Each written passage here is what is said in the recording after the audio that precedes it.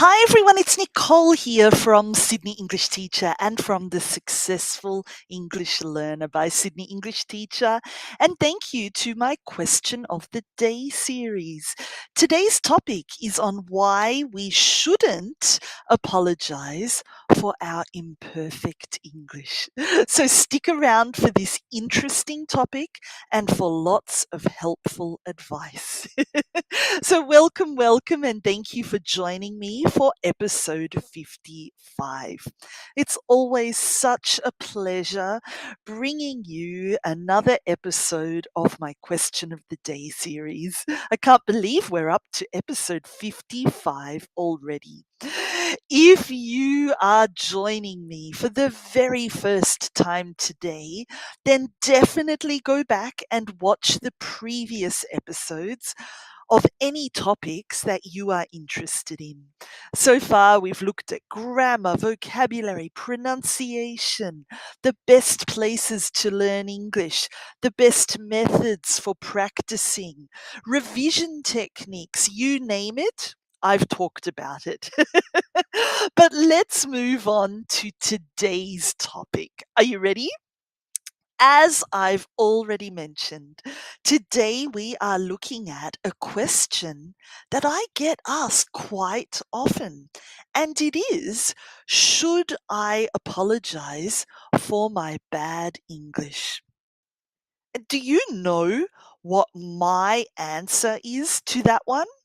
Do you know my answer to that question? It's quick and easy. Say a big no. N-O. That's right. My answer is not what you really expect, is it? Let me tell you again. My response is no. Okay? Never, ever, ever, ever, ever apologize for your English. You have absolutely nothing to apologize for. Your English is great. You're communicating in another language. And what a big achievement that is. You know, don't think that you're not good enough or don't apologize that you're not perfect.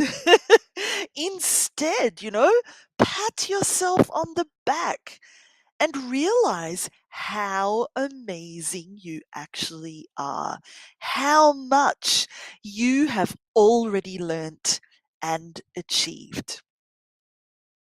But again, never, ever, ever apologize for your level of English or for not being a native speaker. Let me go into more detail. Are you ready? So, number one, you're not a native speaker of English. And in reality, to be honest, you never will be. That's a good thing.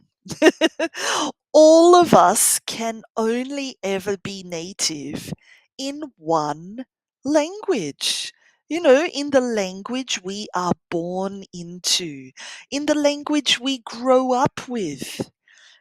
Our circumstances as a child form a basis for our life. And in this case, they turn us into a native speaker of whichever language we are surrounded by from a young age. So if English is not that language, is not your native language, that's not a bad thing. Don't apologize for your circumstances or for your upbringing. Instead, consider yourself lucky because you are one of the privileged people in the world who actually have the opportunity to learn how to communicate in two or more languages. You're native in your own language, and you have the incredible opportunity to become near native in English. Wow. You'll never be native in English, but in my eyes, near native, or even being a beginner or intermediate or advanced level, is good enough. Don't you agree? Yeah. So again, never apologize for your English or for not being perfect in your eyes. You have the advantage and the incredible chance to be multilingual. And not everyone has that chance. So embrace it. Number two, focus on what you do well. Turn the narrative around and think more positively. Instead of thinking or saying that you have bad English or that you're not good enough in English, focus on what you do well, on what you have already learnt, on what you've already achieved. Focus on how far you have already come and on the fact that you are communicating in a foreign language. How incredible is that? People are understanding you and you're understanding them. You're learning new vocabulary. You're reading texts in another language. Not everyone can do that. So celebrate your hard work, your achievements, your progress.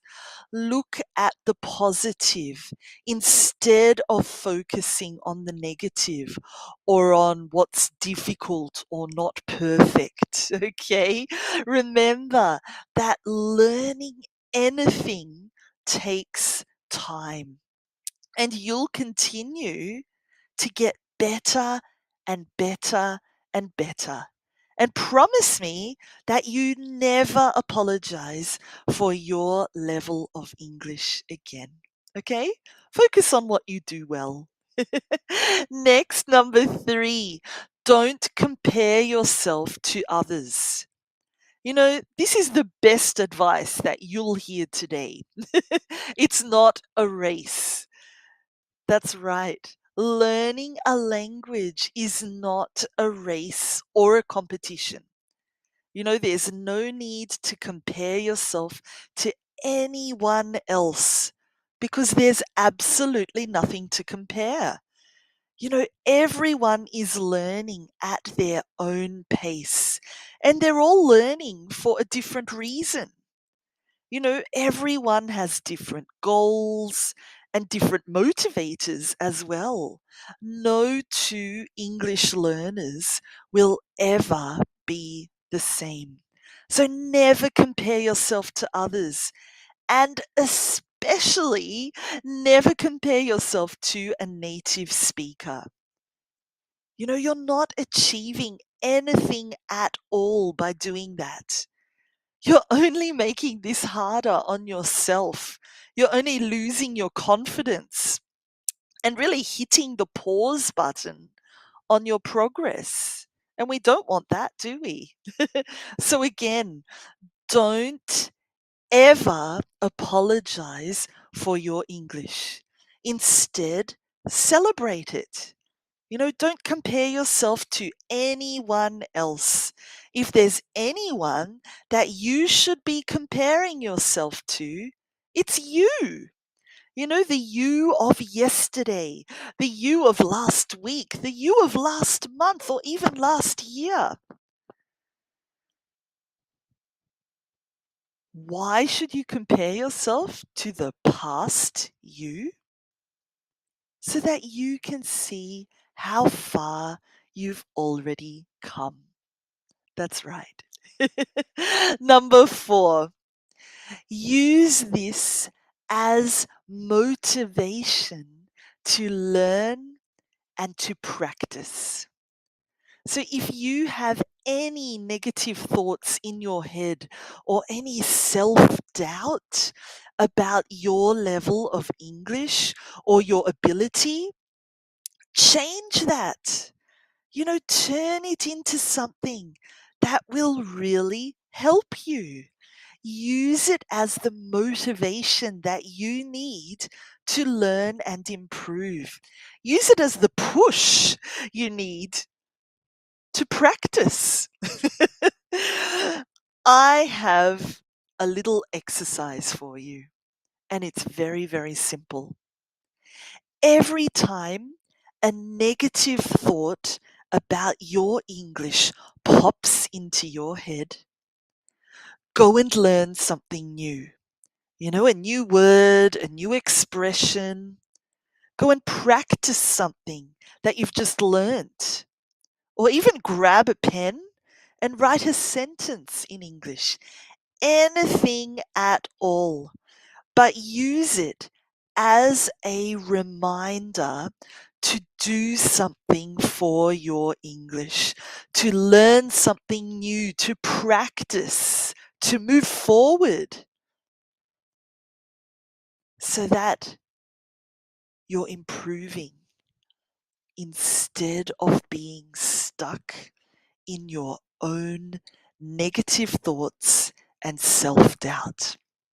So promise me that you'll never forget how good you are, that you'll take every opportunity you can to learn and to practice. Let's have positive feelings about the English language and replace all of those negative thoughts. Are you with me? Yeah. Okay. So, a quick reminder of the main points I want you to remember from today's episode. Number one, you are not an English native speaker and you never will be. Okay? You are native in another language. You're actually much better than an English native speaker because you are multilingual. What an incredible opportunity. Okay. Focus on being multilingual. And whether you're a beginner, intermediate level, advanced level, or near native, it doesn't matter. The fact is, you're multilingual and you are able to communicate in more than one language, which many English native speakers can't do. Okay. Number two, focus on your strengths. Turn the narrative around instead of focusing on the negatives, instead of thinking that your English is not very good. Look at what you have already achieved. Look at how good you are. The fact you're able to communicate and understand. They're your strengths. They're not weaknesses at all. Number three, don't make any comparisons at all. Okay, don't compare yourself to anyone else, not to your friends, not to your family, not to people you see on TV or on YouTube. Nobody. If you really feel that you need to compare yourself to someone, then choose yourself. Compare yourself to your past self, to the you of yesterday, last week, last month, last year, and you can see how much you have actually improved. So, the only reason for comparison is to look at and focus on your progress. And number four, use that negative thought as your motivation. And every time you have a negative thought about your English or think, oh, that wasn't good, or oh, my English is bad, or oh, they didn't understand me, then turn it around and learn something new. Practice something immediately. Do something for your English. Let that negativity motivate you. Is it a deal? Yeah. Another quick bonus tip before we finish today. Nobody at all is saying that your English is bad. They're your own thoughts. So get that negative thought out of your head, okay? Did you know that most people are actually saying the opposite about you?